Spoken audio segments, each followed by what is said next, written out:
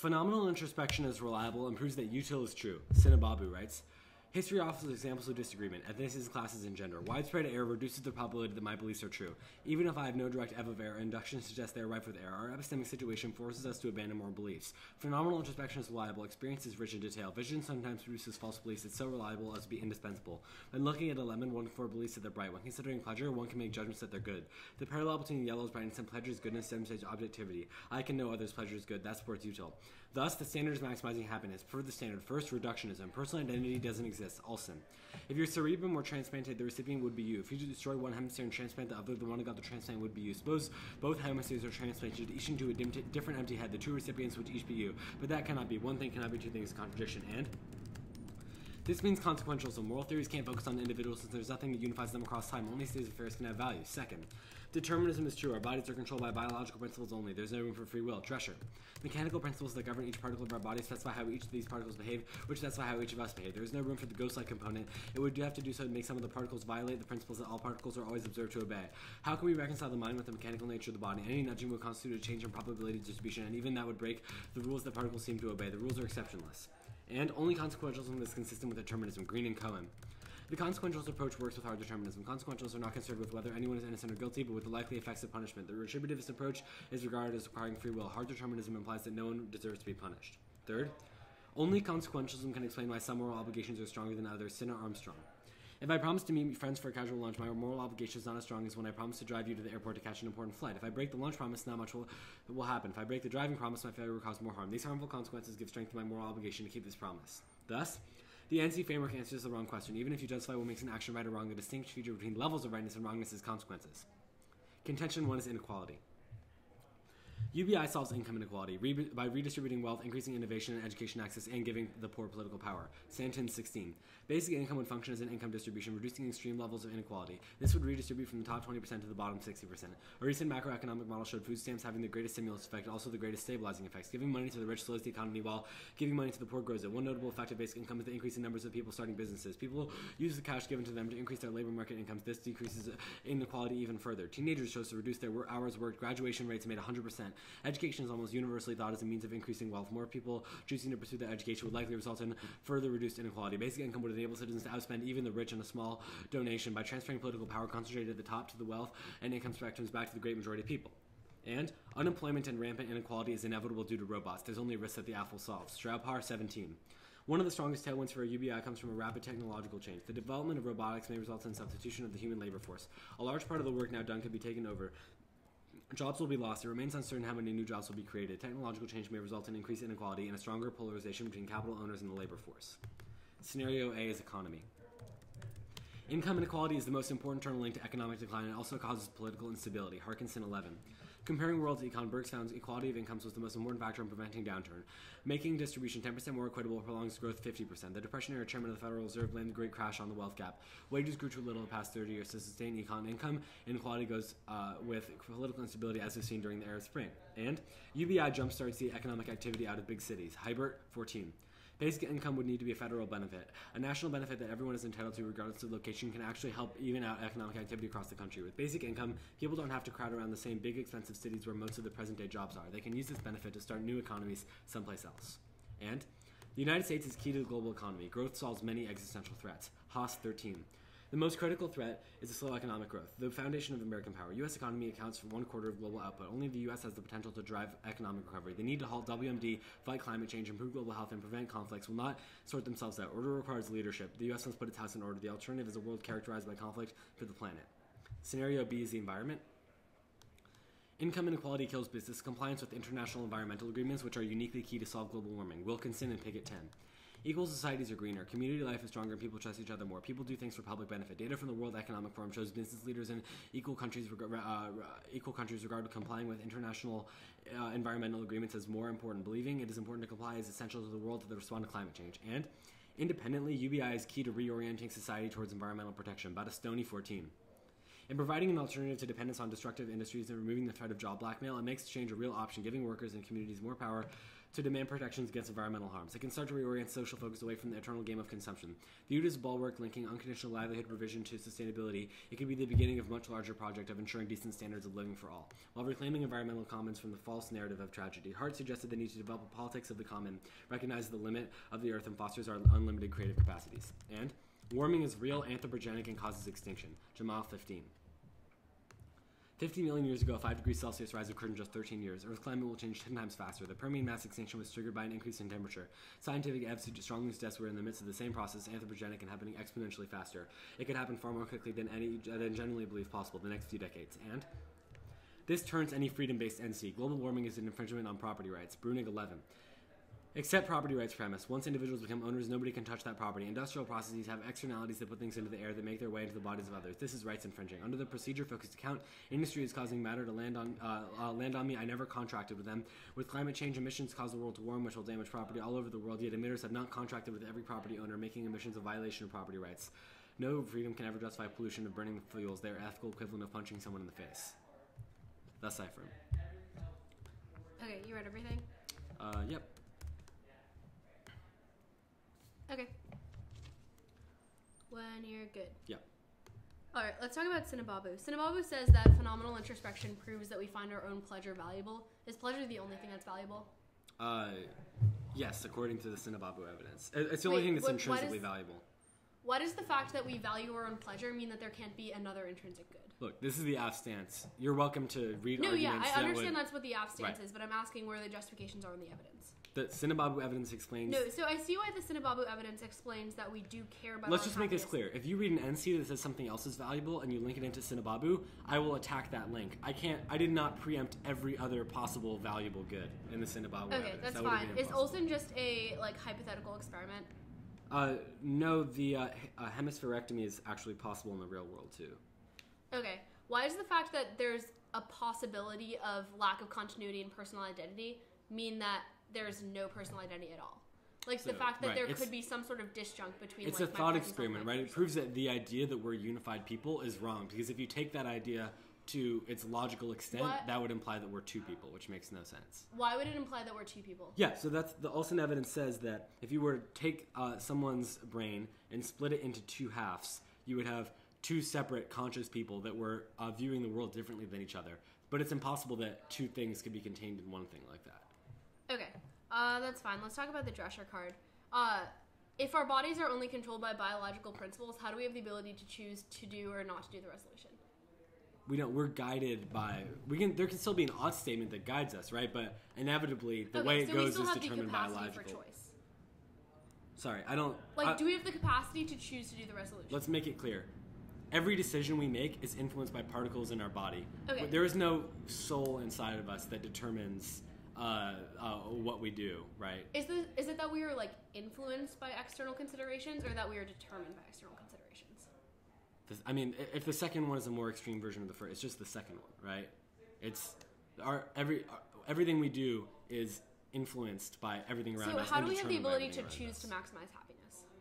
Well, the argument is just the state of affairs in which you do the resolution is a better state of affairs in which you do not do the resolution. Okay, but we don't have the capacity to make a choice to bring about the state of affairs of the resolution. I mean, it would be better if the resolution turned out in the AF way than the neg way, right?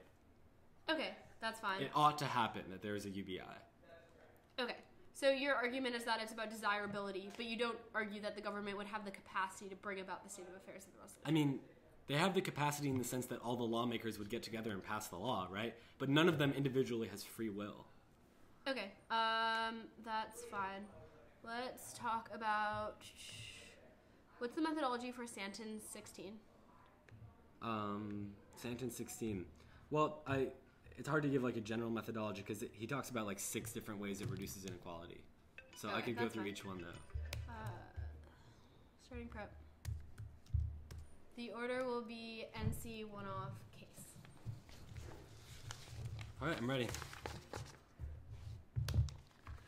Human beings cannot reject their personality and ability to be free. Reducing individuals to mere means makes ethics incoherent. Con, a human cannot renounce her personality. It is a contradiction that she should freely act as if no authorization were needed for action. To annihilate the subject of morality is to root out existence of morality from the world. Disposing of oneself as a mere means is debasing humanity. And human freedom necessitates a minimal state that respects self-ownership. Taxing redistributive policies amount to unjust acquirement of the fruits of one's labor. Feaser. A human being with self-awareness, free will, and possibility of formulating a plan of life cannot be treated as a mere thing. Individuals own themselves. Self-ownership would rule out slavery as illegitimate, since each cannot be owned by anyone else. Libertarians would argue unless one accepts the thesis, one has no way of explaining why slavery is evil, since a kind-hearted slave owner would still be a slaveholder. Slavery is immoral because it involves the kind of stealing of a person from himself. You have a right to determine whether and how you will use your body and its powers. Taxation of the redistributive sort amounts to a kind of forced labor to partial slavery, for in giving every citizen an entitlement to certain benefits, the state gives them an entitlement to a part of the proceeds of your labor. The various programs of the modern liberal welfare state are immoral because they make slaves of the citizens of such a state. The only state that can be morally justified is a minimal state. Thus, the standard is consistency with the minimal state. Clarification. The framework is not concerned with the availability of ends, but a right to pursue them. But I do not wrong you by buying the last jar of peanut butter before you go to the store, leaving you to decide between the inferior jelly or marmalade. I violate if I legislate that you have no right to attempt to purchase peanut butter, as that subverts the end to which you can direct your will. And I contend that UBI is an ill-targeted policy that requires loads of taxation, wastes money, and violates freedom. Kaplan. Forced charity is unjust. The UBI is worse than the SQO. The SQO makes some effort to target people who can't help themselves. The idea is to give money to everyone, whether they need it or not. A wasteful form of forced charity. Given an unconditional grant wastes an enormous amount of money. Switching to a UBI will expand perverse effects of welfare state to the entire population. If taxes rise, the population-wide disincentive, or even worse, UBI would be expensive. Libertarianism is not about the freedom to be coercively supported by strangers. Next off. A is the counterplan text. The United States ought to require employees to pay a living wage. It competes through net benefits. Living wage laws are helpful in lifting low-wage individuals from poverty. Ferris et al. 5. Living wage policies have proliferated across the country. Our findings suggest that the living wage ordinances can provide tangible benefits to workers in poor and low-income families with small negative impacts. Living wage workers are likely to be low-income. Living wage workers are likely to be female, African-American, and single parents, and prefer it. It's the first study of its kind. Ferris et al. 5. This study is the first to combine a random sample survey, a control group analysis, and a match firm and worked as data set. These elements make us confident that our survey results both isolate the effects of the living wage and accurately represent the experience of living wage workers. Case. First, start on Sinababu. 1. Moral knowledge must be a product of a priori reasoning, otherwise ethics fails to be normative. Lewis. On the naturalistic view, what we should speak of as thoughts are the last link of a causal chain in which links were irrational. If strict naturalism is right, he was enjoying conscious reflection of determined events.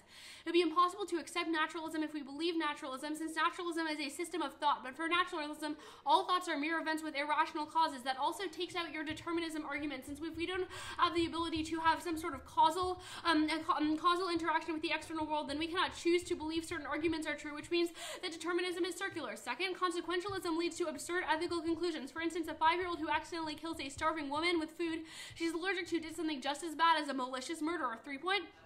Consequentialism destroys the concept of responsibility and desert given the high opportunity cost of everyday activities. Failing to devote yourself night and day to maximizing others' happiness renders one a moral monster, destroying any capacity to properly situate moral intuitions. 4 point. Consequentialism, even when it gives intuitive answers, intuitively gives them to us for the wrong reason. It explains personal concerns such as for one's children in a distant, impersonal one, as when I help a friend for the sake of disembodied utility and not for the friend's unique status. 5. Isaac Gap. The framework cannot bridge the gap between a description of the good and a normative statement about how we ought to respond to it. My NC solves by finding ethics in the nature of action itself. Failing to respect freedom would contradict, since we would be choosing not to look to the nature of agency, which is what enables us to make ethical assessments. 6. The AC is obviously insufficient, since it just says that we can, through intuition, find things like pleasure to be intrinsically valuable, but there are also things external to that. For example, we think that certain people are praiseworthy for doing the right thing or having correct intentions, which means that your framework is insufficient to deal with the complexity of ethics. Now, off of Olson, 1 point, identity is contextualized by our ability to will ends over time, which unifies us. Wood on ficta. We require concepts of the I as acting. Being an active I finds itself willing against a material world on which it acts present at every point at which the I finds itself. The I's awareness of itself as active is his awareness of its activity is the determinant activity of this I. 2 point.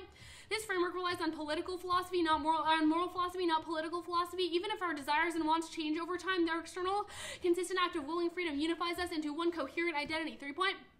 There is no space to imply util. Reductionism is either weak enough to allow other theories, or so strong that there is no space, for ethics, since we do not have the capacity to make ethical choices at all. Skip the card. Off of Drescher. 1. It is impossible to accept determinism if we believed it, because saying that it is true relies on a system of thoughts that would merely be part of a causal chain, the brain behaving in a certain way, not proving anything is rationally justified. 2. Determinism focuses on the particular ends an individual chooses to set, not on their capacity to choose them.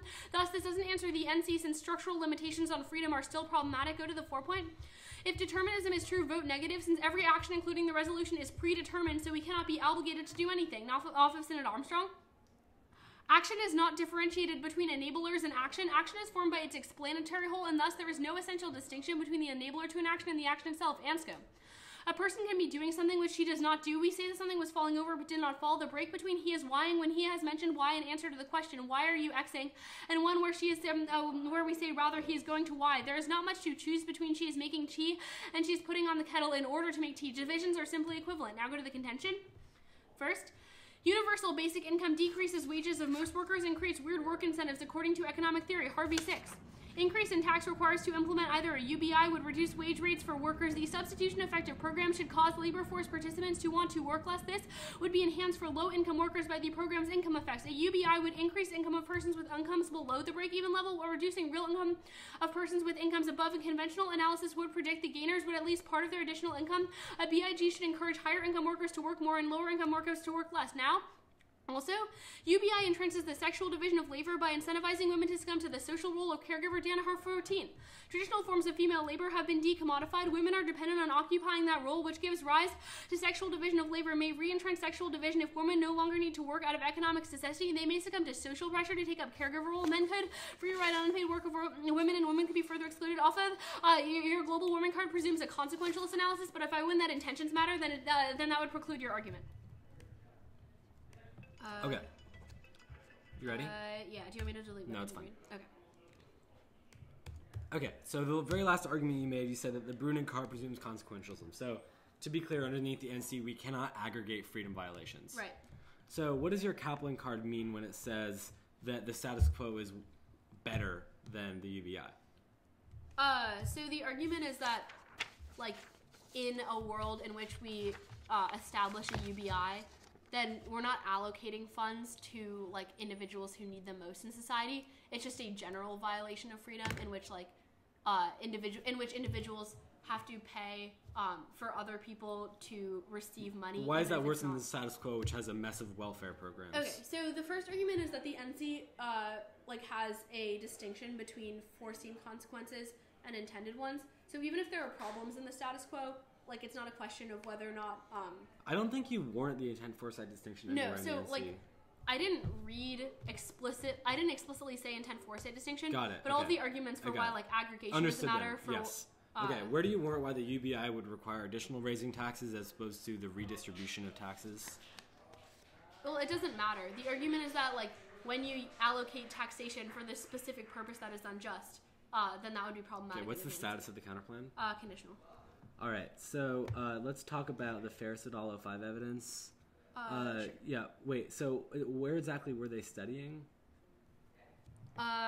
Wait, also, you just tag it as it's the preferred because it's the first study of its kind. Why does something being the first study of its kind mean that it's the best? Because it's a unique form of analysis that is able to capture certain factors that other statistics weren't able to take into account. Which factors? So it's a random sample survey, which focuses on firms and worker data Sorry, sets. no other study has ever done a random sample before when studying the living wage? No, of affected firms and workers. That doesn't seem right. No study has ever taken a random sample from people affected by living wage. Okay, that's fine. We'll move on. The comment card, you say a human being can't renounce their personality. Why is this? Well, so the argument is that, like, if you were to reject their, like, moral personality and their ability to be free, then we couldn't have a coherent ethical theory. Why? Doesn't that presume that ethics has to be based on who you are in the first place? No, so the argument is that, like, the argument is that ethics has to be based on who we are. So the claim is, like, if there is no subject of morality and person for whom things are good and things are bad, why does there have to be? Why does morality have to have a subject? Couldn't it just be states of affairs like the AF?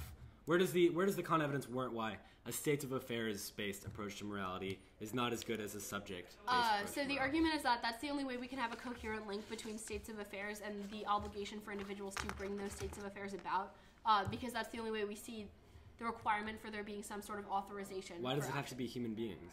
Why? Like, why does it matter? I don't really understand. Okay, that's fine. All right, I'll start prep now. Okay. All right, the order is going to be the AF top down, then the counterplan, then the NC. Is everyone ready? Yep. Okay. Overview, I will decisively win this framework debate. The Sinababu evidence takes out the NC because it says that the method with which you use to derive at your value criterion is inherently flawed because it is a method that has historically led to different atrocities. For example, people used to use theories like Contention to say that black people were irrational and thus shouldn't even be treated as humans, and which justified things like slavery. The whole process of ethical reasoning, trying to based on actual arguments, has led to historically awful conclusions, which means that the only thing we should trust is our gut, experiential feeling, which is phenomenal introspection. When you put your hand on a pen, you get a feeling that things are bad because pain happens to you, which is the ultimate criteria for the framework debate. Now, off the Lewis evidence, I don't defend naturalism, so this doesn't matter. Off the second evidence, this says that a little kid would have done something just as bad as an older murderer. First of all, this assumes that blaming people is important, but the AC explicitly rejects the notion that we care about personal responsibility. Rather, it's just about comparing states of affairs. A state of affairs in which a woman is dead is just the same as a state of affairs in which the same woman is dead. Now, you say that it means that there's no responsibility. Turn, it means that there's lots of responsibilities because you have an obligation to do as much as you can to stop all of the different violences that are happening around the world. You say it makes us do things for the wrong reason. That begs the question why intentions are relevant. The whole point of the AC is that it doesn't matter whether you do something for the right or wrong reason. It just matters that the end state of affairs is good. We can judge whether or not you're a good or bad person separately from the question of whether or not your action was right or wrong, which is what the resolution is asking about. Now you say that it can't breach the is-ought gap, but yes, it can because moral claims have an embedded ought to be doneness. When you say that if I define ought as in a way such that means that you should maximize happiness, that means that there is no other way to get around it, which means I solve it just like the NC does. Now you say that the AC says we use intuition, but it's incomplete, but the AC does give a complete account of ethics. Its standards maximize happiness. Now the contention. Okay.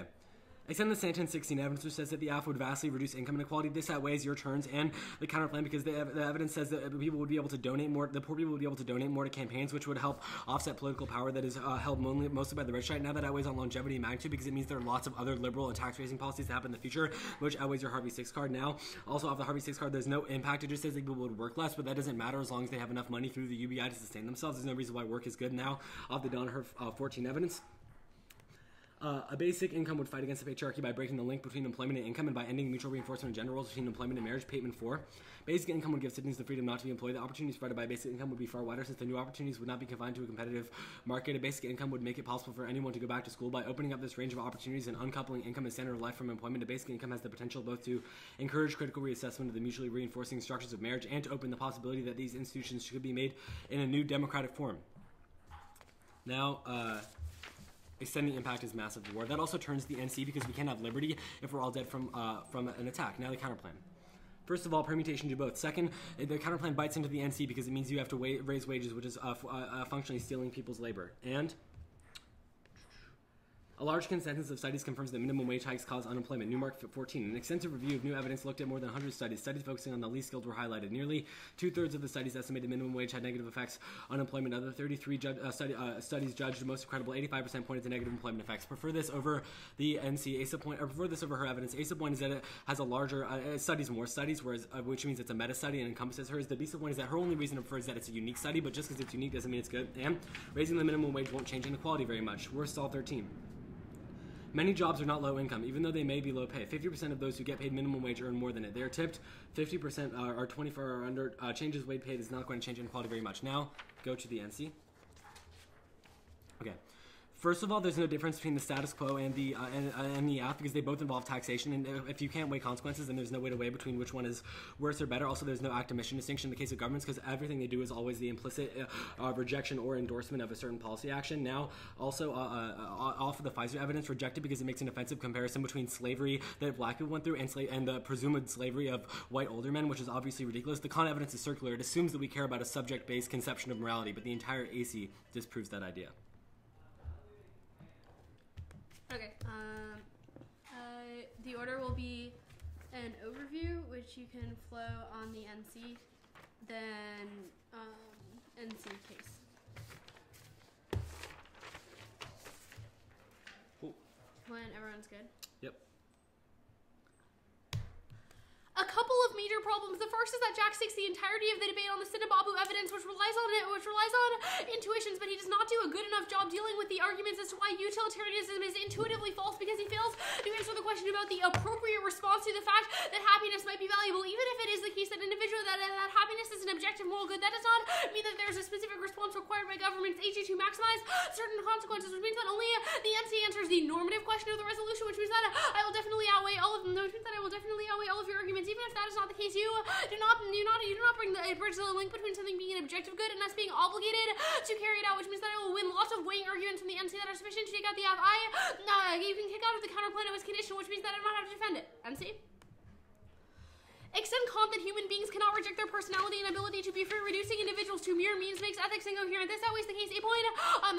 This always the case. A point. You say that I rely on a subject-based conception of ethics, but no, you've considered the only way that we can hold individuals accountable, or say that they are say that they are obligated to carry out a specific action, is if we look to a Kantian conception of things, which means that I have the only framework, the framework that explains why we have obligations at all, which outweighs since the resolution is a normative question. Also, B point, all ethical standards have to apply to individuals and say that they are required to take a certain action, which means that if we only look to a state of affairs in the abstract, we cannot make sense of ought statements. C point, all of the arguments in the AC presuppose a notion of something mattering to someone. For example, the fact that an individual has an intuition that their own pain matters because that individual's because the value statements that an individual makes are important because the individual matters. If we do not care about them, then we would not care about their intuitions, which means that the entirety of the AC recedes to the enemy. The entirety of the AC recedes to the NC. Also, D point is that you have no counter methodology for how we would even ground caring about ethics in the first place, or why we would want to embark on ethical projects, which means that the only way that we can even answer why we're engaged in ethical dilemmas in the first place is if we look to the NC now. Extend Facer, that human freedom necessitates a minimal state that respects self-ownership. Taxing redistributive policies amounts to unjust acquirement of the fruits of one labor. You say that there is no act-omission distinction. 1 point, the NC justifies why freedom is a property that cannot be aggregated, which means that the government cannot instrumentalize individuals. Also, what the Concard says, individuals cannot be considered as means to an end, rather they must be respected, which means that the government cannot act on a maxim that intends to violate individual freedoms, since that is problematic. Also too, that the Fezzer card justifies freedom not as an additive good, but as an intrinsic part of oneself, which means that it is unjust for the government to be complicit in a policy that would violate their freedom, which justifies why the act-omission distinction does not make sense. Also, third response to this is that this argument is obviously incoherent. There is a distinction when a government decides to pass a policy that is a different sort of thing than, for example, if the government is in the process of overturning a previous policy, they are less responsible for the effects of that just because the policy has not been overturned yet. You say that it's offensive because I talk about slavery. No, 1 point is that it's a definitional question about what literally it means for there to be slavery, but also 2 point, this is the only way to avoid an offensive understanding of slavery, in which we just say that slavery is bad because of the way in which a slave is treated, not because it is problematic, not because the way in which not because the fact that someone is owned is problematic, which also and I will make more weighing arguments about why this is significant on the app. You see that so now extend the Fezzer card, extend the Kaplan card that UBI is an ill-targeted policy that requires a lot of taxation, wastes money, and violates freedom. You say that we cannot weigh between violations of freedom. 1 point, it's a question of complicity, i.e. whether or not this specific policy is a good or bad thing, not a question of other policies. For example, otherwise we would lead to absurd ethical conclusions. For example, we are not obligated to the app because it's not utilitarian enough, for example, since it does not include donation to charity or something. Also, 2 point, the cross-ex arguments were just reasons that we do not care about aggregation, i.e. we cannot violate one person's freedom in order to maximize freedom in the future, which means that we can weigh between it, and there should not be a specific action that is taken in order to minimize freedom. That's also 3 point, outweighs your argument about how you say that it will cause outweighs your argument that outweighs your argument about how you say that the counterplan will, you say that the AF, you say that negating will lead to death, which outweighs under the NC, but no, it is a question of the ability of individuals, the structural ability of individuals to take action within the state, which is a question of legislation, not about potential consequences of a policy. Now, case. First, huge problem on case is that at one point util definitely justifies atrocity, since people can say that since there's no such thing as intrinsic wrongness. For example, slavery was justified based on the economic promise. 2 point, you can see that the only reason why slavery is bad is because of libertarianism, which is the Kaiser card in the NC, which outweighs A point on magnitude, since it means that there's no potential for the theory to be misused. B point, it outweighs on strength of link, since all theories have the potential to be misapplied in any instance. But if the intrinsic structure of the theory is against things like unjust acquirement of labor, then obviously there's a lower chance it would be misappropriated. Also, C point, if I win the contention argument, it proves that the framework is not misapplied in this instance, which is terminal defense. Also, D point, the fact that the potential of a framework to be misused is a consequentialist consideration, which means that if I win my framework, that would take it out. Also, so now I will just go for the 5th argument about how you do not show an inherent link between what we are obligated to do and something being objectively good in the abstract, since that relies on some sort of abstract intuitive link by the fact that we think our happiness is good means we have to take a specific action, but that is not necessarily normative, which means you devolve to the MC. Look, the round breaks down really, really simply. He relies on an intuitive claim about how frameworks are potentially misapplied while conceding that literally the only way that we can condemn slavery is by looking to the NC. Even if you don't buy that argument, he does not have any link between the normative idea of what a state ought to do and the badness of pain and the goodness of pleasure. Okay. The order is going to be round overview, then the AC, and then the NC. Is everyone ready? Mm-hmm.